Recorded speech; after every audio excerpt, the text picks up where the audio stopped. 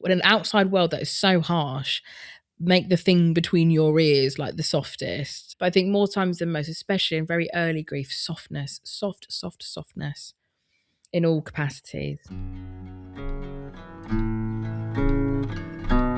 Hey, I'm Tanya Wilkinson, and this is Death on the Daily. We're taught to move on from grief as quickly as possible. But grief doesn't follow any expiry date instructions. So what if the question isn't, how do I get over it? But instead is, who am I becoming as I journey forwards with it? Because when we allow ourselves to be present with our pain, we actually start to see more of ourselves. That as we navigate through the most difficult times of our lives, we are quietly changing, growing, and transforming. And my guest today brings an invitation to resist the rush to move on, to slow down, to soften, to connect into hope for the future, and to speak your truth about the loss that you hold, as well as allowing yourself to be changed by what you carry without needing it to make sense in the everything happens sort of a way. Amber Jeffery is the founder of The Grief Gang, a platform that includes a podcast, a membership, and more that has changed the game about how we talk about and approach grief. And Amber speaks in this episode about how feeling our grief is a radical act in a world where grief avoidance and numbing are the norm. Because hope doesn't arrive by bypassing our grief, but instead it emerges when we are willing to walk forwards with it. Amber, I want to dive straight into our conversation and really rooting it in your personal experience, because you've experienced a lot of grief and a lot of grief as well at a young age. So you were 19 when you lost your mum suddenly. And I'm really conscious as well that at such a young age and in this world, it can be a really difficult experience. So I'm really curious to know, just what was the world like for you as a griever at the time? No, thank you, Tanya. Yeah, it was, it's 10 years. Yeah, 10 years this year. And so, it feels like a really long time. But then thinking of that in like in the remit of what, mental health or grief support or just grief language back in 2016, it's been something that's been like on my mind as well a lot lately, of just like in both a positive and quite a negative way, but of like how far we have come in society, always work to do, but of how much when I sit back and reflect of that time of what was available to me, both just professionally and just kind of systemically and societally, like, God, it's a far cry. I've been of like, we were really wading through treacle.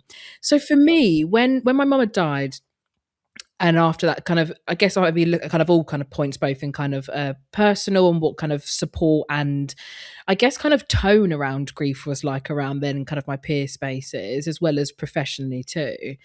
And so I'll start maybe with personally of that, because I was so young and I was the only one in my friendship group at that time who had experience of bereavement and such a, I say significant, but not significant, primary. My primary loss was my mum, first and only loss experience in my life. And, had to go and take the biscuit and take my mum. And I was like, wow, we've really done a humdinger there. And, not gone easy, you're going to take mum. Oh. And so that aside, I know that narrative and that experience is so common for many people, whether they were really young when they were bereaved or really later in life, when you can look around your close-knit friends or your peers and you're like, oh, I'm alone in this experience, how isolating that is. And amidst, I guess, like the kind of conversations and like tones and how grief kind of sat at the table with people in my life, it was as kind of almost as it is what I hear, and probably you hear as well so much today, Tanya, of just very filled with people not knowing what to say. I can never deny that I was met with not met with love and care in different ways, but in terms of the way that I've experienced grief and support around grief and tones around grief in later in life, in my more fresher bereavements, completely different. But because we have grown up, those people and those peers around me, we have grown up. A lot of people have gone through their own shit in life, whether that is bereavements and grief themselves or just general hardships. And I guess that kind of empathy and compassion just for people that you love in your life going through a hard time, I guess that muscle just kind of strengthens. But there was no real literacy. Well, there always is, but kind of that accessible, available, and like digestible and interesting kind of, whether it was the word content or even material that for kind of me and my peers, and even people who were older in my life, didn't really have access to, kind of the grief Instagram or social media kind of thing wasn't really there at all. There was a few people, the OGs, starting, but it wasn't popular. That's the thing. This is where it is. It wasn't popular. And so it was really confined to these kind of deep, dark corners of the internet. I'm sure we'll get into about Grief Gang, but of like, it was really like shunned, not shunned, but put in a corner, and you really had to dig for it. It wasn't just like you could just throw in grief into Google and be like inundated. You'd be inundated with resources, but quite stale and really quite clinical. There was nothing really a lot about like lived experience. I think that's what it was lacking. There wasn't a lot of material around lived experience. And then professionally as well. So for me, like my experience back in 2016 and kind of with professional offerings and places, after my mum had died, I remember my dad, he had like contacted, I'd so love to know now which it was, but it was most definitely an NHS one. And I remember he kind of put me onto like this wait list and did it for me, all without my knowing. And it was sweet of him. And I'll never forget, I was at that time in my first like big girl job at the airport. So I was working shift Mhm. work. And so I remember like in the middle of my shifts in the day, I'd get these calls and they'd be like, "Hi Amber, can you do a session at like Thursday at 2 p.m?" And I was like, "I've got a job." I've got a job. Like, and just more of, Yeah. and then we did that for like a good couple of months. I'll give them their dues. They were persistent-ish. And then I was like, this isn't going to work. Like you haven't got that accessibility, that availability. And like, look, there is of course constraints in any business or Mhm. model. You can't appeal to everyone, and that is the way of things. But it was Mm. really like rigid. And I was like, damn, if this is what it's like this is hard. And Mm. so that was kind of my first I invitation, I suppose, into kind of professional support around that. And so it was a bit jarring. And I remember at that time I was like, you know what, actually, I don't think I wanted to go down that route. Because that was quite early on, about the first 6 months after my mum. And then about just jumping a little bit ahead to the 3 years afterwards when I started Grief Gang. But the catalyst to starting Grief Gang was being pissed off. When I think about that actually a lot of it was of like, I want to start something, or just I want to need to speak to people, but like I was pissed off because I then Wow. had another experience of, I was really, really low. I was deeply depressed, borderline Mm. suicidal. And that's when I was like, Mm. I've got to do something here. I knew that the thoughts that I was having was not okay. And I just thought, yeah, like I could be a detriment to myself. And I very quickly Mhm. was like, yeah, I need to do something about this. So I naturally went back down the quote traditional route, which I think, I say the word conditioned, and it's never critically, but just of what we are told as a society, particularly in Western world, of that when you're in a time of crisis, you call up the therapist and you do that. And that works. And my relationship has since changed, and I've had an amazing therapist, and I'm all for it now. But my experience, my first real initiation and experience into therapy was terrible. And I really wanted in person, and the NHS, it was just, at that time, nearing, so that was, yeah, 7 years ago. It's always been on its knees, and particularly in mental health. And the wait list was just so long. I remember thinking, I actually don't have like 6 weeks. Like I could do something really Yes. stupid and Wow. really hurt myself. And so I knew Mm. that was critical. And I was like, I don't have time to sit on my hands. And then I tried to get over the phone, and that was still a really long wait list. And so I thought, okay, my last option was online. Mhm. And so I went with, I won't say names, but I think most people probably have their own experience of this massive therapy online business. And Uh-huh. whenever someone in my spaces says it, I'm always like, Amber, you can't impose your thoughts. But more times than most, they'll come back and they'll go, they were fucking terrible. And I'm like, yeah, because they are, because it's just like a Mhm. carousel. But I had that experience, and I just felt quite literally just not heard to. I just felt quite literally like a number. And it was a really difficult, it really tarnished my relationship with actually asking for help. And it really made me go, wow, I've actually put my hand up for help, which at the time did feel very like swallowing my pride for me. That it really was of like, right, okay, I felt like I was admitting defeat. And I think my relationship with help and mental health at that time was very skewed and very based on like, if you have to go to therapy or this, you're messed up. And then so when I went through therapy or tried to, and it didn't work for me, I was like, God, I must be really messed up. Like this isn't working. This isn't sitting for me. And so that was real, like, fire under my feet. And I was just like, I'm pissed off. Oh, And that's what actually made me start Grief Gang. I was like, there's surely got to be other options for people that where therapy and traditional modes don't work for them. Like I'm yeah. almost adamant there's got to be another version of me who's like, yeah, that didn't quite work for me. I was like, and I kind of more shifted my, I guess, desire or want to actually meet people. I was like, I'm Yeah. actually maybe the therapy room wasn't for me because actually one to one with someone who I'm not having a bond with, or at that moment didn't have the time to really invest into finding the correct partner, the correct therapist. I was like, but I needed people's experiences. I needed to know I wasn't alone. And then Hmm. Grief Gang was born, Oh, and the rest was history. But yeah, it's been so interesting. So then starting that and having the own personal experience of 2016 and how grief and mental health was held and viewed then, to then going into that world and starting something and kind of moving with the transitions and still seeing so many progressive changes, but then so many things that are still so alarming in the world of grief where you're like, oh wow, that's still not shifted there. That's alarming. yeah.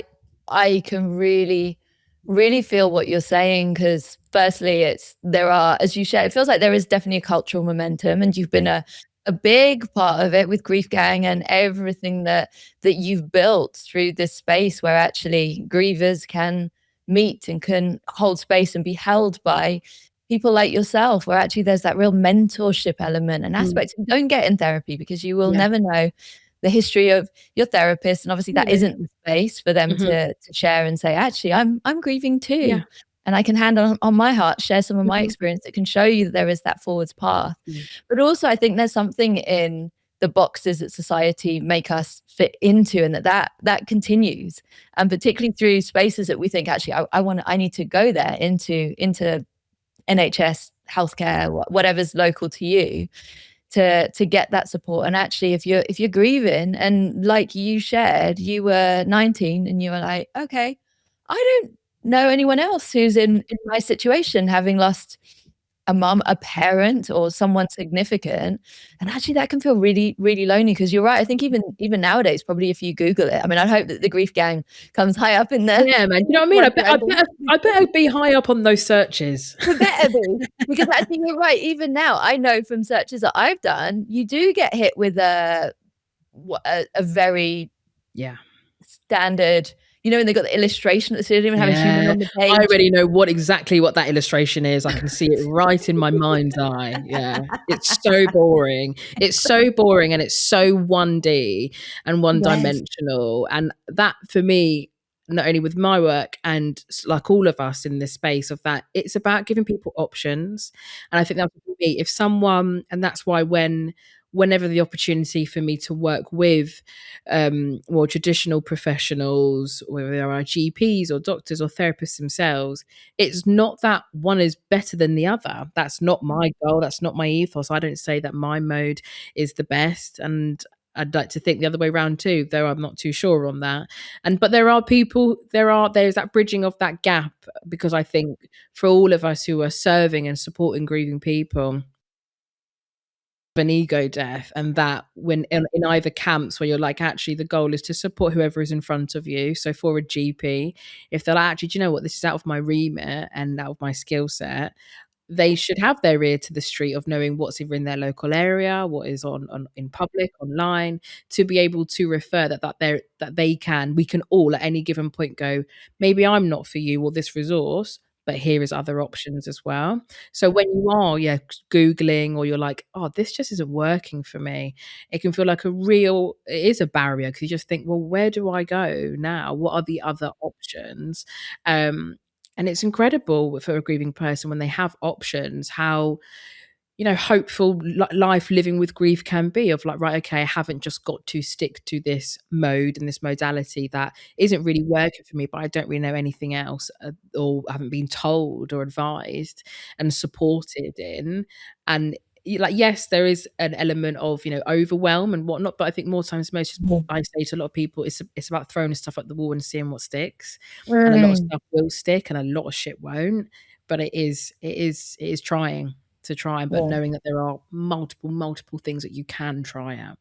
Oh, I think that's really wise advice, and also that, as you shared earlier as well, if it's not for you, then you can also be like, "That's it, I'm out of this." We Totally. don't have to stick with stuff, and also Yeah. the way that there's different, to your point around all the different modalities, there's different benefits that you get from it. I always feel that in grief, having just that mentorship Mm. for me just feels like an essential. Maybe not for everybody, but for me, it's an absolute essential. And I mean, I did, I did do NHS therapy, and I was a little. It was really, I got on so well. My therapist, Naveem, I think it was in one of the first sessions. She said to me, "I also support women when they're released from prison to do, and that's all volunteer." And I was immediately like, Yeah. "I love you." You're my cup of tea. Yeah. I get a lot of people who will say, "Oh, I thought I would just, skip the NHS, or, skipping that, and, because I hear such bad things about it." And I'm like, both and, like, if that is the only resource to you, at that time, or that you can access, take it. I always think it's a starting block. It's a starting block, and, it's kind of risk-free in a way, whether it's, financially and what you can be like, "Right, okay, if it's available to you, to try that." But that, yeah, it is a total potluck, and you can have the most amazing therapist, and you can think, "Oh my God, how have I landed this on the NHS?" And then sometimes you get some real doozies, and you're like, "How on earth did you ever get into the NHS?" Ex Uh, Yeah, I can well imagine that, but I think knowing that we got that choice, and also just staying open, and I think as well for people who are outside the UK as well, it's also knowing that if you don't have the financial means, again, it's mhm. gonna be a bit of a potluck, but again, Yeah. charities, maybe there are, I Mhm. know some incredible people who are doing volunteer, Yeah. what's it called, counseling, and Yeah. just the most amazing of space holders, and I always think when I'm in their presence, "Oh, whoever gets you through this charity is so lucky." So Exactly. there Yeah. are those people out there, but Mhm. equally, if you get a doozy, you know. And that's the part I think that always really does upset me, of like, when, whether it's one of my own clients or people working with, when they've come off the back of a really negative experience, because I know the number that's done on them, and I know that the number it's done on them, whether their whole relationship to therapy and therapists, but also just their perhaps perception of what help can look like the fallout after the aftermath. I don't think these people will know, and I don't think people intentionally go in and fuck up a session or whatever. We're all human. At the end of the day, therapists are humans, of course, and we say things wrong, we do things wrong, we don't always get it right. But the stakes are high when someone is stepping into a room, as we know. This is a first impression, and it's not just the impression of how they're engaging with us and our work and our offerings. It's their first engagement and an invitation into support. And if that's a doozy of an experience, that can really mess up their relationship with support, and then further reaching out for it. So, like, it's critical. Those first points of contact are really vital. Yeah, I agree, those first points, and especially when you're in the shock, Yeah. in the rawness, in the weeds Mhm. of grief. Yeah. And I'm curious to know as well for you around, as you've journeyed forwards with your grief, and I know obviously then after your mum, then it was the loss of your best friend Poppy as Yeah. well. And I'm really curious to know, because I think again, society still, there's a lot of progress for us to Mhm. understand that grief is messy and it is lifelong, Yeah. but there's still that pressure for it to be in just a nice, tidy, Mhm. linear line. What have Yeah. you learned about grief and its messiness? What have you been through? God, that's such a great question.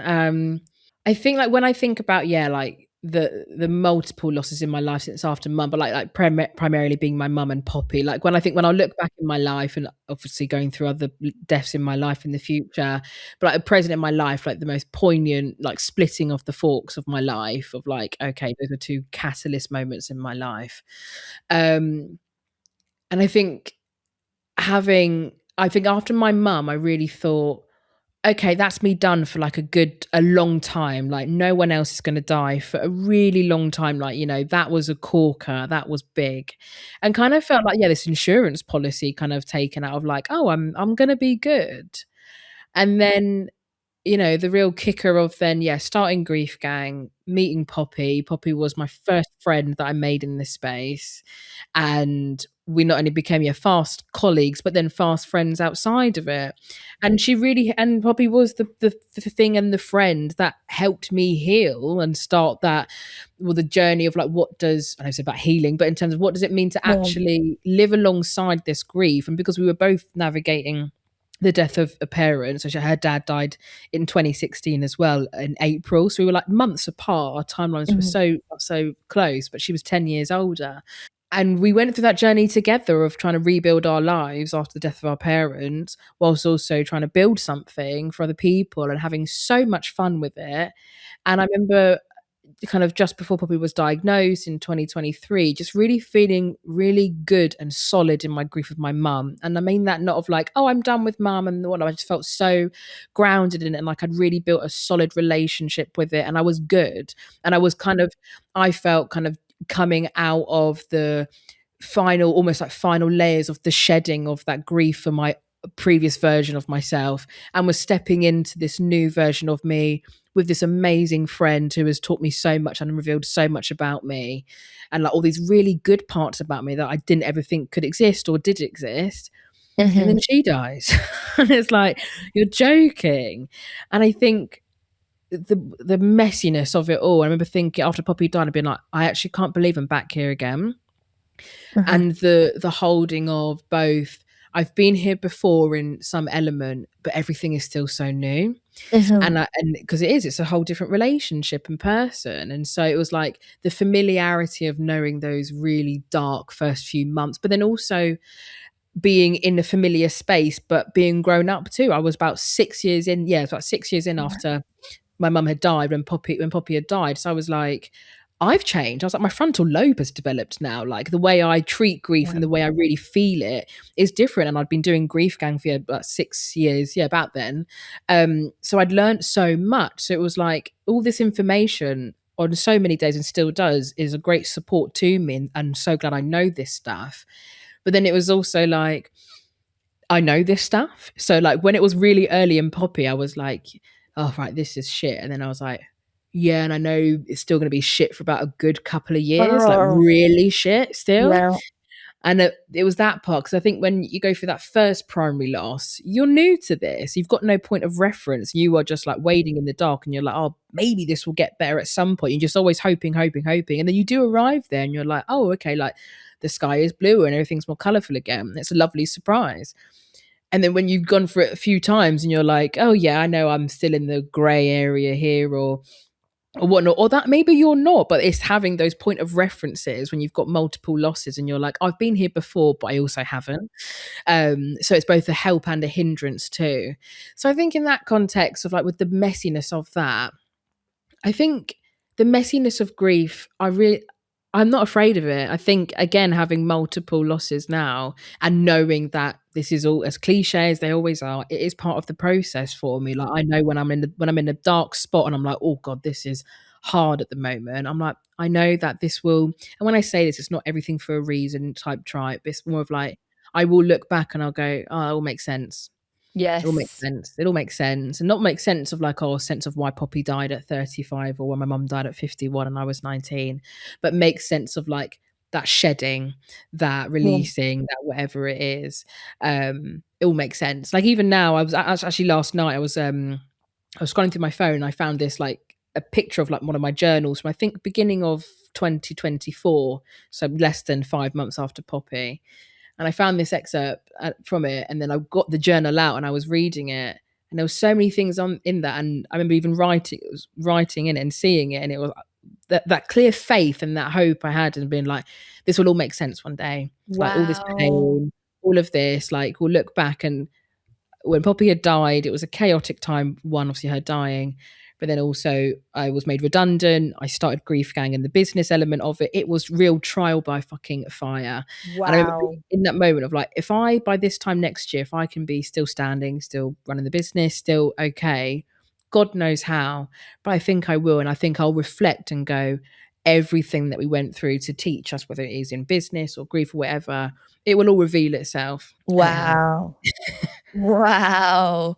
Really, I think what I really resonate with is that it almost when we know that there is that shedding and Mm, that actually when we allow ourselves to go through our grief, that it gets us to these really powerful spaces yeah. of awareness and of our growth. And again, Mhm. as you said, not that it's everything happens ding Yeah. anything that happened, but I think that what's really powerful, I really relate to this because I definitely am always knowing and trusting when I'm in the weeds of grief, when I'm feeling wretched, like I was over Christmas, I'm thinking, okay, it's gonna get me to another level in myself as a human being. And again, not that it justifies anything, I would reverse everything to have my daughter here with me, but we move forwards. But at the same time, we can also be frustrated and going, "Oh, Totally. no, I'm here again," or what I have Absolutely. is I remember I journaled once about I think I just watched Home Alone. I had a Mm. real moment where I was like, I'm not afraid of grief anymore. So I Mm. basically journaled about me being Kevin McAllister and being like, I'm not afraid anymore. Do Yeah. you hear me? I'm not afraid anymore. And then literally just as I was getting to the bit where it's like, da da da da, Yeah. that old man goes, ah, I suddenly connected in and I was like, no, I'm still absolutely terrified. Yeah. Yeah. It's so funny to hear me like, yeah, I'm not afraid. Like, I think I did a podcast a little while ago with the girls from If We Don't Laugh, Oh yes. and I was like, yeah, I'm not afraid to die. And then I was like, Amber, be so for real. Like, if someone did say like you're dying, I would be like, oh fuck, that's bad. But then there is a truth in that of like, oh, I'm like, if my card is pulled, my card is pulled. But a bit of like, Amber, be so for real with yourself. Like, if you were to die tomorrow, you'd be devastated. Um, but of how there is that trusting in that. No, do you know what it is? It's for me, it's hope. And that sounds so lofty and so whatever, but like just hoping that better days come, just hoping that better days come and that they do. And that you are, for me, I was like, okay, I can hope for them and I know they will come, but like, I have to be present for them. Like, I'm just like, oh, I hope they come. I hope they come. There's better days come. But actually being present for when they are and trusting in that shedding that whatever is leaving from you or in your life, of holding both like, God, this is painful. This is really shit, whether it is the person who has died, people around you, relationships changing, anything. It's not being of like, oh, I'm grateful and gratitude, whatever, but being of like, right, I'm trusting that this is for something down the line that will make sense to me. I don't know what that is. And that's the part, it's the trusting in, I don't know what this is going to be for me in the end. But I'm always like, things always work out, not always in the way that you want, but things always do work out. They just do. It's never always sometimes in the way that you think. Sometimes it's better, complete pivot, but things always work themselves out. Yeah, I love that. What I really like in my mind as you were talking, I was connecting into it's like an and energy. So Yeah, it can be the yeah, most terrible of times, and there hmm, can be hope. And there yeah, can be even like with that hope, what I could really feel was it's that almost that energy of wonder mm, because it's not knowing, not even a lot of times in grief, we don't even it's can I connect into the sunshine returning and me stepping outside and feeling normal again? But actually just being able to bring in that wonder, I wonder when I hope, feels like it's a really powerful, powerful energy that also doesn't have us gripping onto, I need to feel better this time next month because as we know in grief, we can't set any time. Grief knows no time, unfortunately. it knows no time. It pulls up a chair whenever it feels like, and it is one of the things. Been of like, not get out of my house. Been of like, just been like, oh, what do you want? Like, what do you want? Like, okay, you can have some tea, you can stay, but I think the both and theory and the both and mentality, I think for me was my saving grace of when I can't remember how it is, but whether the conversations and almost with people of like, oh yeah, I feel both this and that, and when I talk about it in groups or in any sort of work of like, it's a new muscle that so many of us are flexing. We don't live in a world that allows like multiple truths at once. It is either you are good, bad, happy, sad, yes, no. And Yeah. it's very binary. It's very binary, either this or that. And so when grief enters your life and you're like, oh, I feel all of these things all in the space of an hour, or identifies all of these things an hour, it goes against what we've always been told. If you're Yeah. having a good day or a bad day, you can never say, oh, I've had a good, or you've never been told. You can say, oh, I've had a good and a bad day. And it's like, oh, Mhm. well, which one is it? And grief, in a day, how it wipes through. You can have a good day, a bad day, a liberating day, a fucking shite day. It can all be that in Yeah. one. And trying to pigeonhole ourselves into one thing, I think, is that resistance piece in grief, of being of like, oh, I'm trying to be this. And it's like, you can be all of that. Like, you can be all of it. And that, for me, when I've seen in any form of work that I've been doing with anyone, that for me, I think is the most transformational piece. Just even that part of just giving them to go, yeah, I can be both. I can be thrice. I can be whatever. I can be so many things and feel so many things. And it just alleviates that pressure to be of like, oh, okay, I should be this, or I want to be that and that. Being like, you can be all those things. That's okay. It just takes us back to our humanity, isn't it? Because Mm, the truth of being human is it isn't no days, but even the most joyful of days, mm, now that I've deepened my presence with everything, I can connect into those times where you're jetting off on holiday and it's, but also mhm. I can jet into, Yeah. connect into the fact that, yeah, I'm excited and Yeah. but I'm also stressed over here. Yeah. And actually the flip of that is and I'm sure that I know that you'll have experienced this, but I think for many of us grievers, when we start to deepen our presence with our grief, you suddenly go, well, the joy feels a lot more vibrant. Mhm.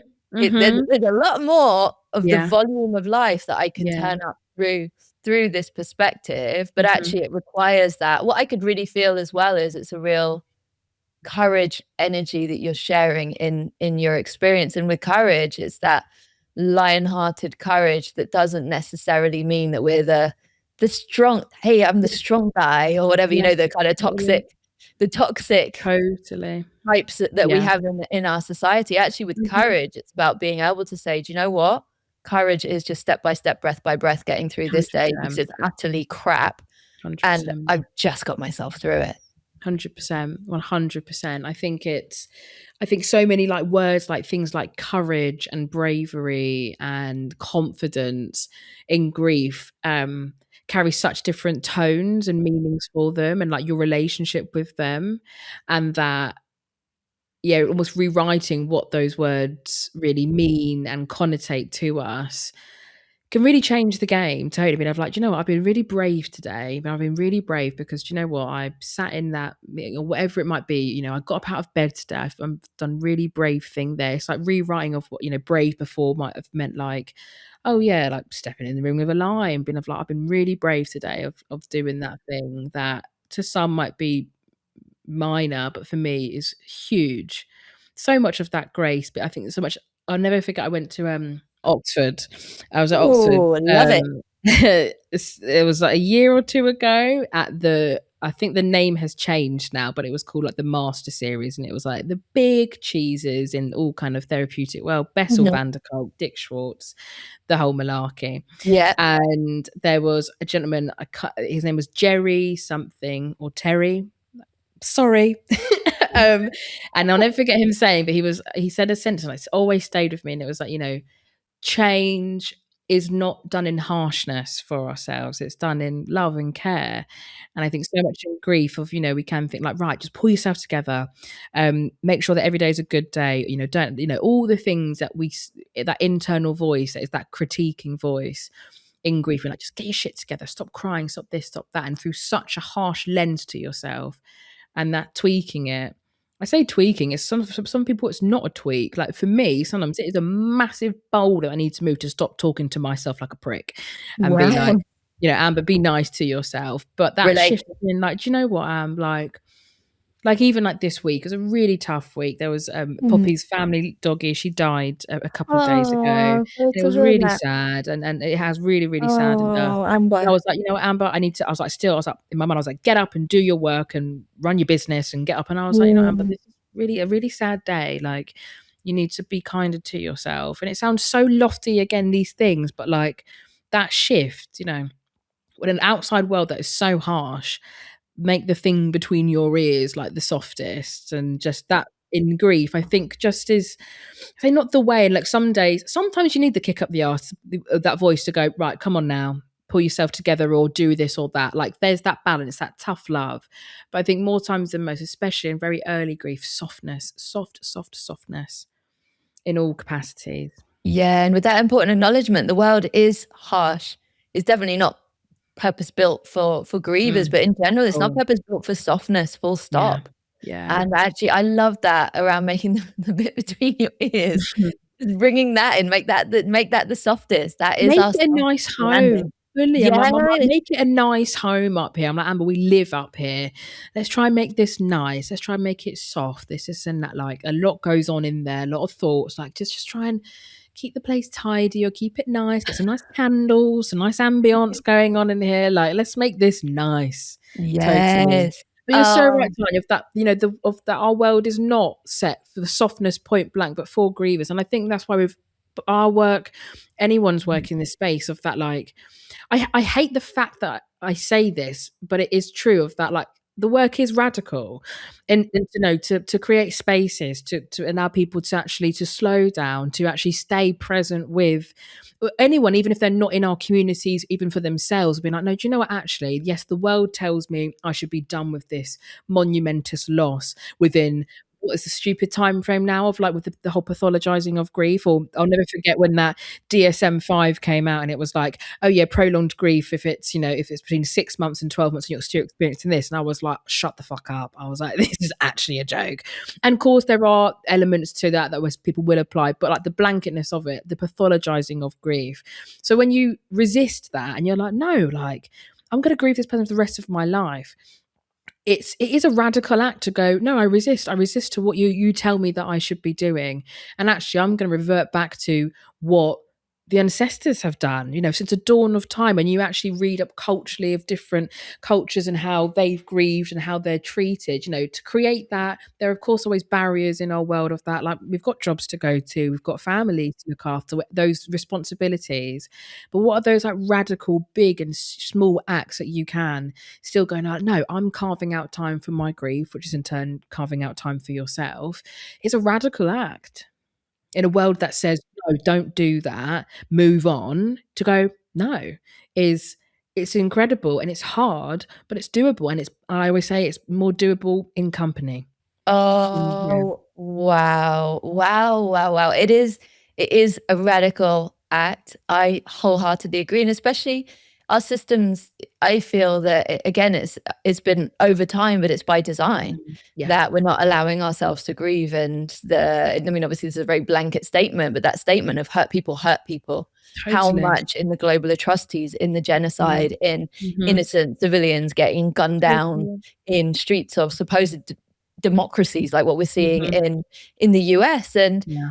I always think about the layers of the grief that is underneath all of the hurt and the violence and everything that's happening in our world. And actually, if I really do think about this a lot, especially having come from, the ESG world of corporates. Yeah. That's not quite so radical, but Yeah. Yeah. obviously having wanted to make change in the world, and Mm-hmm. actually where I've really netted out, and I know I'm biased, and we come at it with a grief bias, but where I always net out in is actually what's the first thing that we all should be doing Mm-hmm. is getting better in holding our pain and specifically Yeah. our grief, because grief is Mm-hmm. universal.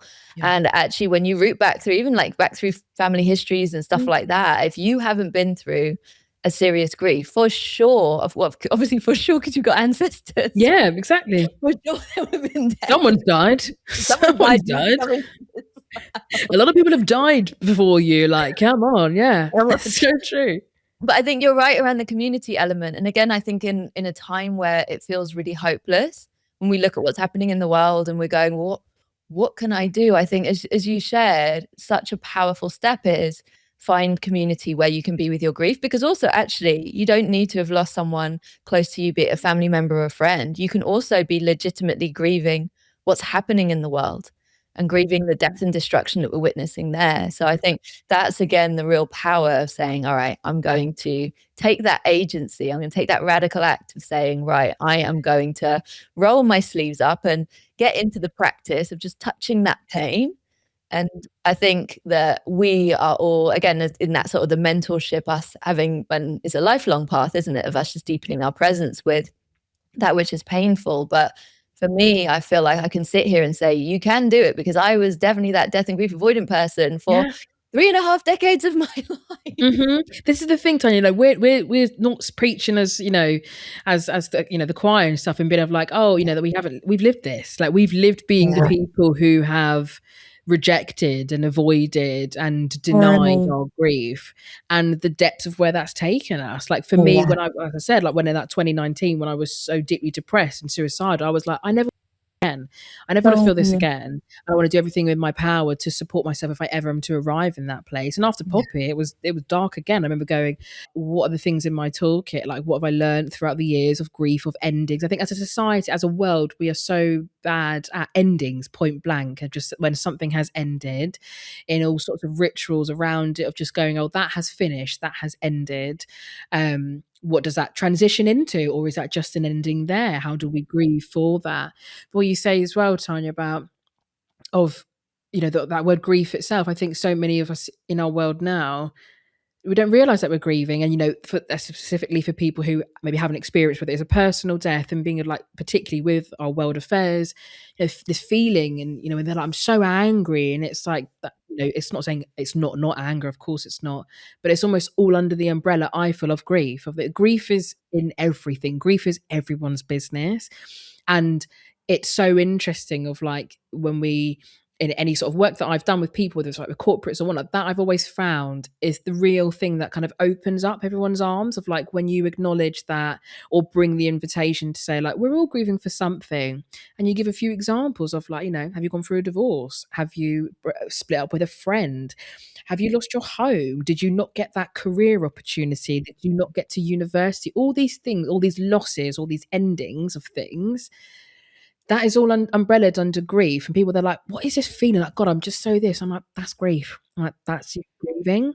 And it's, kind of everyone does want a label. Everyone wants to be labeled or something, or kind of like, or a name to something. And the power of when you say that is grief, and also the permission to say that they're grieving, really just shifts the needle. They go, oh my God, that's what that is. Or even if they kind of knew what that was, they know, probably I'm grieving for this living loss in my life, or universally, I'm grieving for people across the world. To actually claim that for yourself and go, yeah, do you know what? I'm finding it really tough of seeing everything that's happening and being like, do you know what? I'm feeling it for the world, and to say, do you know what? I'm grieving for it, and to claim that permission, and to release like the template or the boundaries of like, oh no, grief and grieving is just for when someone has died in your life. Like, that is almost, in a way, again, I feel like our capitalist society been of like, oh, we just stay in those people stay in those boxes. Yes. We liberate ourselves and we're like, no, we are all grieving. And it is, I always say, people always be like, oh, love is the connector of the world, we're all connected by love. And I go, bullshit, we're connected by grief. Like, we are connected all Yes. by our pain. And that's not in like a depressing, sad way to be like, oh, but we are all carrying something. And I often feel like, love is like the poster girl, and kind of, it's like, oh, we all love each other and everyone's connected by love, and it's this and that. And it's like, actually, grief is behind, like, pulling the strings. And she's Yes. like, fucking hell. And love gets the good PR and grief gets the shit PR, when actually Yeah. grief is the girly in the background being like, I see you. I'm allowing you to see human to human with the people in your life. Grief is the thing that allowed us to connect and empathize and sympathize and grieve for the children that have died in Palestine. Like, Yes. that is what has enabled us as humans, decent humans anyway, Mhm. to go, oh, that's what makes my heart go. That's not, well, it is love, of course, as well, and empathy, but of like, Mhm. it's that grief of when you see a child who's lost their parent. As a bereaved child, I go, God, I can see you. I know exactly what that is. Yeah. I get to think about it. I just think of just like, we are all the children of the world, but when you have your own lived experience of going through, of particularly in a death Yeah. across the globe, when anyone dies, whether it's through political brutality, wars, you feel that because you know, human to human, what it's like to Mm. lose that person. It doesn't Yes. matter if you are completely culturally different, anything. That is the thing that connects us as human beings. It's pain, but that's not a sad thing. It's a beautiful bridging, connecting to really see each other through and through. Yeah, I love that. I love that. I did a reel a few weeks ago that was about grief because people say grief is love with nowhere to go. And but grief for me, grief is love. It's a part of it's just a bit like in us, the whole spectrum being a human, you can't escape the painful sides. And it was about the fact that actually, can we just accept that just it's a part of love. It's just wholesale. This is a part of it. And so I think when you can really find that human connection and resonance with that pain, Mm. actually that for me, it's that alchemy, that catalyzation, which is how civilizations have changed to Yeah. say enough. If Yeah. enough people connect. And to your point, I think as well, there's a really powerful invitation of that entry point in of actually there will be things when you're witnessing catastrophes and genocides in Palestine and Mhm. climate change and Mm. displacement and people who are just absolutely devastated and aren't accepted in places and just Mhm. so much death and destruction that is just completely unfathomable and unnecessary in our world. But actually those personal entry points, don't shy away from them too. 'Cause I can really relate to that. For me, it was always the mothers grieving their children. And obviously any child dying is devastating. For me, I'm sat here thinking, my child died and I couldn't even fathom how I mean, I would talk about rage, the Yeah, rage that I of feel, but course. how much rage I would be if my child it was just completely it wasn't that Someone took actually your it was child. Yeah, yeah, someone exactly, took your someone took my child. child Yeah, in such an awful way, yeah. and I think that actually those entry points as well, that really does deepen our connection to our shared humanity, and that is, Mhm. again, to your point, when we allow ourselves to feel it, and I think it was as well, I think I saw there was some news coverage on the Middle East Eye about IVF clinics and Mm. about the targeted Yeah. attacks on them, and that Mhm. really hit me Of because again, course. I thought about the journey that we're on of Yeah, hopefully bringing our children into this yeah. world, and I thought, like, that or it just yeah, Of all of course. those personal connections. Yeah, and that's the thing, like, those things we can never lose, we can never and really try to not lose our empathy with that. And I think when it is so and I say difficult, it's a great privilege to say it's so difficult to open up my phone and see these catastrophes and these awful things, and then the balance of looking after ourselves while also being well informed and whatnot.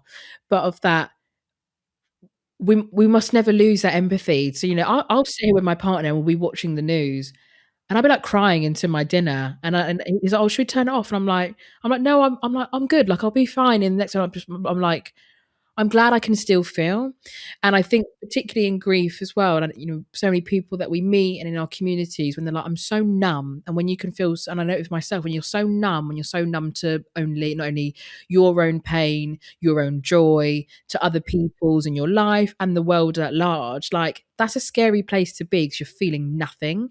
And so for me, like that journey of back to feeling again, and even if that feeling is great pain for my fellow human, for people in my life, for myself, I'm glad I can feel that. I'm glad I can feel and be like, do you know what? God, yeah, I'm crying at the person, seeing the mother who's lost her child, or whatever it is on the news, or that I'm digesting, or in space has been like, I'm so glad I can still feel. And if that means I cry every single day, like I'm good. Like I'm fine. I'm glad I can feel. I can still be an active and connected human being. So like the moment that I stop, that's when I know I've got a problem of like, oh, I don't feel that for that person, or I don't feel a level of connection or something like that. That's when I know, oh, I've lost my way a bit there. Yeah, I love that. I can really, really connect to that. And I think also it's that invitation of the more we can be aware of when we, because I have it where I'm numbing.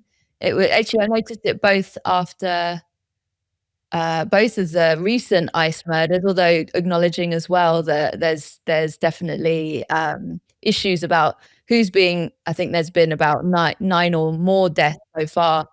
Yeah, a lot in a short space of time, and obviously, it typically is the white deaths, the Yeah, ones that are that take the profiled. headlines, Yeah, but totally. with those ones obviously swept through social media, and Hmm. actually I noticed myself, I numbed for and I just was like suddenly it's like, "Okay, where can I go into my happy Yeah, place of totally. I'm gonna go and look up some stupid things that I could do on Yeah, CapCut," or whatever it fluffy is. bunnies and shit like Yeah, that. Yeah. exactly, and actually it was that me just noticing, and I think I loved what you said about that reconnection to our humanity, Mm. and actually if we can just say to ourselves, "Hey, I see what you're doing there.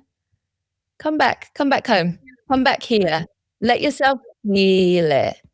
It's really powerful. Oh, well, I feel like we could probably talk about I know grief we on could the do world stage part for 2, 3, 4. part two, three, four. But I'm conscious that we soon need to bring our conversation to a close, and I want to give some space to the wonderful grief gang that I am Oh, also a part of your membership, yes. one aspect of what you do. So I would love for you to share just anything that you wish to about the grief gang and how people can get involved in your thriving community. Oh, thank you, Tanya. Like, I always feel I'm like, right, it's like elevator pitch. I'm like, right, how do I say everything that I do in one go? But no, I'm so happy and I'm so grateful and so honored for you to be part of With Grief Gang and within it. And it's been something for so long that I've wanted, a lot of solo work, and particularly after Poppy too. She was like my right hand, and we were in business together. And it was so hard I think for me, it was that journey of releasing what does it actually mean to do this work solo in a way, but also that I didn't want to, and that what did it actually mean for me to open up kind of my world again to working with people and collaborate with people. Like that was kind of in a way all new again to me. So the grief gang, what goes on in the grief gang? So the grief gang membership, as you mentioned, the grief gang membership is the home that I want for all grieving people to be able to come to and feel like they have arrived home. And within the grief gang membership, the grief gang membership is kind of, it was never original idea, but it was an original idea that both Poppy and I, just before, about a year before Poppy got sick in 2023, we we started a Patreon, and we were like, we just wanted to do workshops. Poppy was a full-time artist, I was in full-time employment then, and we were just like, both our gigs were on the sidelines. We were just like, oh, let's just have fun. And so we started a Patreon, and we were doing like workshops and bringing people in, and it was on the side, and it was so much fun, but with the idea of like, we can scale this and be like, we can make this a hub, like a home for people to come, not only meet other grieving people, but also have fun and creative play and education, like just really like almost back to what we were saying about when you go onto like a website of some, traditional, I don't know, grieving charity, and that staleness. We were like, people will come and they'll be like, oh my God, this is not what I expected a grieving community to be like. And we had high hopes, really high hopes, and it was taking off a bit. And then Poppy got sick, and I carried on things for a while, and with the intent of that, she'll come back and we'll pick up. But in that summertime, I was like, actually, I'm going to build something, and for the both of us. And when she's better, she'll come back, and we'll carry on. And obviously, that wasn't to be. So I was like, shit, I'm doing this all on my own. And how on earth to do it? I didn't want to do this on my own. So I started initially out, I guess I pumped the brakes a little bit, pumped them back. So on the 7-week group circles, where a group of 10 or under 10 people will come, and we'll move through a 7-week process with bespoke, unique topics to that group. And I essentially wanted it to be a place where what I gained from community and all the people and amazing friends that I'd made, I wanted other people to find that. And I wanted to do it in like micro. So kind of, there's so many, I couldn't tell you how many groups I've moved through and supported and loved and cared for, and contact with so many of them still. But within them, those micro communities that have been made and genuine friendships, and it's incredible to see people meet up, with their children, like genuine friendships have been made. And so that was the 7-week group circles in starting. That was the trial by fire after Poppy died. I was like, right, okay. So back to the membership of kind of where that came to be. And it was in the summer of last year. Group circles were going amazing, and I was loving them. There was nothing wrong with them, but I really felt I could feel the pulling of her being like, pick that back up, pick that back up. Wow. And I was like, oh, Poppy, but I don't know how. Like, I don't know how.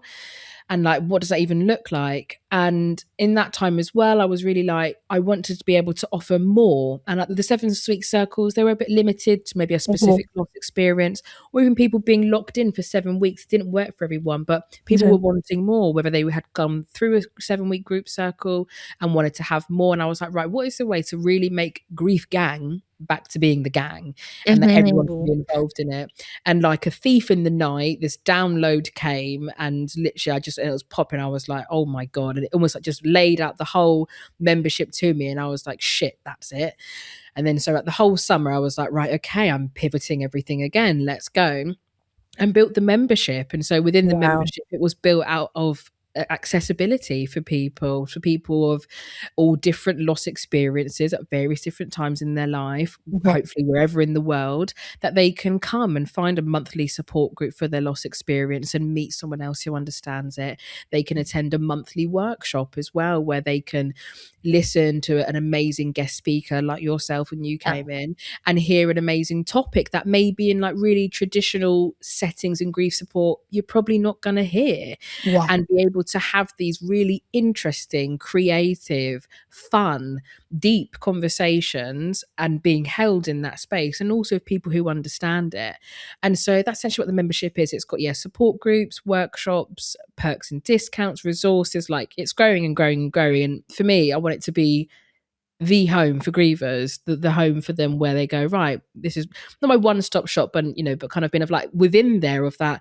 If there's something in the membership, you're like, oh, I know someone for you, I can signpost you to them. Like, when you're grieving, you can go, I'm going to start here, and I'll find hopefully something or follow that path, and it being just a consistent home that you can always return to and know that someone's got your back, a community has your back, and they listen, they care for you, and most importantly, rooting for you. I think that's the membership. What is so lovely to see is that, whether it's recurring members and people of the community or new people, there's not that clickiness at all. It's very of everyone is rooting for you wherever you are in your grief.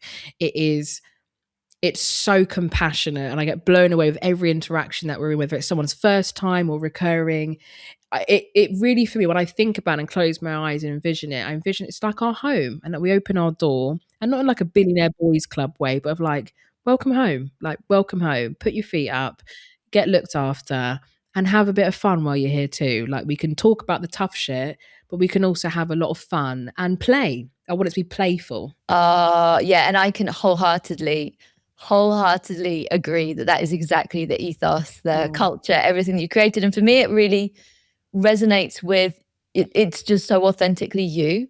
To your point of everybody rooting each other on, I mean, obviously there are a lot of good humans out there, but also that is just the energy that like exudes from you and everything that you do. But also to your point around the fact that actually it's the we can be really authentic and say this really hurts, but also have joy, have some play, have some. I was facilitating one of your support groups the other week, and it was just brilliant because we really acknowledged where things were really painful, and then suddenly through that, then it was also went into a really funny and joyful conversation about 2000s nostalgia. And that's the part, like, it's these things, isn't it, Tanya, of like, I know for anyone who's listening or even thinking about or even stepping into any space, we all, of course, go into these things with our own preconceived ideas. And I don't blame anyone, like, when they come and they go, oh my God, this is not what I expected. Like, I didn't expect to whether laugh so much or have really big revelations or to cry, but that release being good for them. Like, we come in thinking, right, it's a grief group, it's a grief community, I'm just going to be well depressed here. And you're like, they come and they go, oh my God, this can be really deep, and we ask the hard questions or we go to those places. But that journey, even within an hour and 15 minutes of what we can go through together, of like, wow, yeah, someone can share something and we're really there with them, and we grow through that together. And it's just, it does feel, I know we say like, oh, like a family, but it really is. It really is like, we care for each other, and that's the part, we care for one another. It's not just that I care for everyone as well. Like, these bonds are being built with these people that you're meeting on a consistent basis, whether online or in person. Like, these are names and faces that, and their stories. Like, it's really sacred, and it's revealed so much to me that I didn't anticipate, but real humanity. And it feels really like special to have that, and for that to be my job every single day, to be garnering community and being able to witness and experience humanity on its like most amazing level. Like, I don't relate when people say, oh, I hate my job, or like, oh, this, and I'm like, can't relate. I love my job. Oh, I love that. And really humanity on that most amazing level. And that being, sadly, in our world, a radical act of us being in these spaces together. But I loved as well when you shared a little earlier as well around Start Here. And I think that for me is what really, I mean, there's a lot of things that I could say about the Grief Gang Weekend. We could probably do a whole other podcast on it, talking about your membership. But for me, it's such a powerful, because it is really affordable.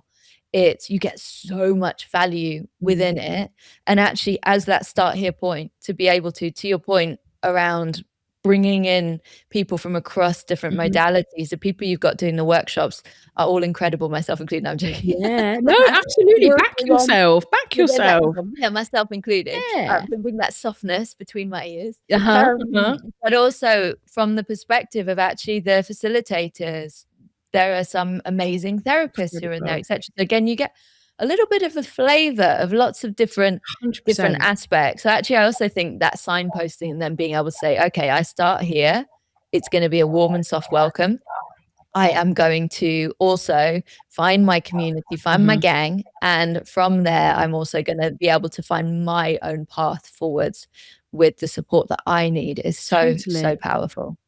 It's I feel like it's a win-win all over. Like, there's sometimes I think, like, there's times I'm thinking, "Oh my God, what have I done? This is so much work," or like, it's the growth of trying to build something that really, like, hopefully, like, culturally changes the narrative, like, really hoping to really shift the needle, and like the weight of that. I'm like, yeah, but of like, for it to be a place where anyone who comes through its doors, whether it is a member, a facilitator, a work lead, like, there is all that benefit, and not just even of a financial benefit or anything like that, but in terms of a and like yourself, of everyone who comes in. Like, I've had the luxury throughout the now 7 years of doing Grief Gang of meeting some of the most incredible practitioners like yourself, Yeah.